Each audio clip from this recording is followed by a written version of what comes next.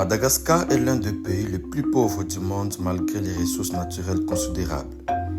De décennies de mauvaise gouvernance, d'élites très liées aux leviers économiques et d'investissement public perçus comme ostentatoires ont nourri un ressentiment populaire profond. Le président Andry Rajoelina, figure politique dominante depuis 2009 et réélu en 2023, incarne beaucoup ce double visage. Promoteur de grands projets urbains visibles, mais jugé incapable ou peu soucieux de garantir les services de base aux populations. Ces frustrations se sont cristallisées autour d'un point concret: l'accès à l'eau et à l'électricité dans la capitale Antananarivo, où des coupures répétées affectent les écoles, des hôpitaux et des petites entreprises. Un autre facteur important, une jeunesse connectée, souvent sans perspective économique stable, qui a appris à s'organiser via réseaux sociaux et à inspirer des mouvements Gen Z ailleurs dans le monde. Ces terreaux, pauvreté structurelle, inégalité visible et réseaux sociaux mobilisateurs a rendu le pays particulièrement sensible à un déclencheur opérationnel. Le point d'allumage est concret et récent. Fin septembre, des coupures d'électricité et des restrictions d'eau dans plusieurs quartiers d'Antananarivo ont provoqué des rassemblements le 25 septembre 2025.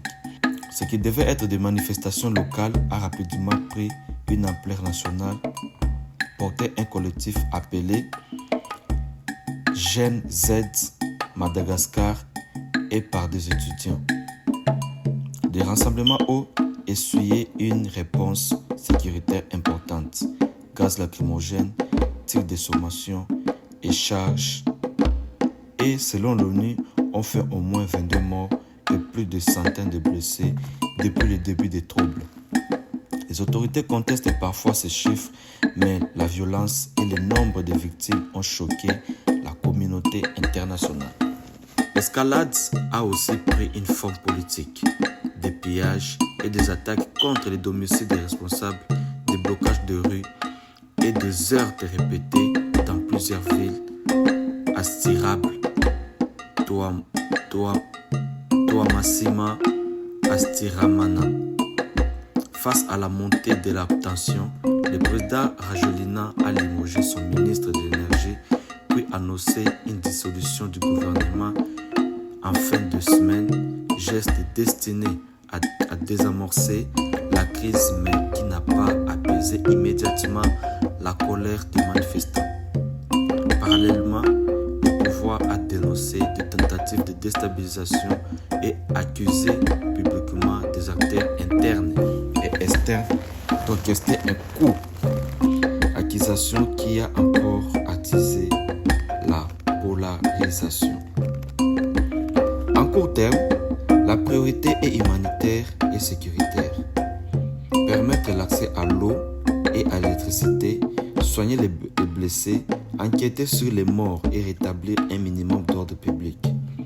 Des organisations internationales, ONU et ONG de défense des droits humains demandent des enquêtes indépendantes sur l'usage des forces et exhortent les autorités à la retenue. L'Amnesty et le Haut Commissariat aux droits de l'homme ont appelé à des investigations transparentes et à la protection des manifestants pacifiques. Politiquement, la crise expose plusieurs risques et choix. Soit le pouvoir parvient à enclencher des réformes tangibles, corruption, résorption progressive des coupures d'électricité ou dialogue national, et à répandre la main, soit l'impasse politique s'approfondit. En conclusion, la crise n'est pas née d'un seul facteur. Pauvreté chronique, inégalité visible et infrastructures défaillantes ont créé un climat d'exaspération. Le déclencheur immédiat a été les coupures d'eau et d'électricité fin septembre. La colère s'est transformée en mouvement national porté par la jeunesse.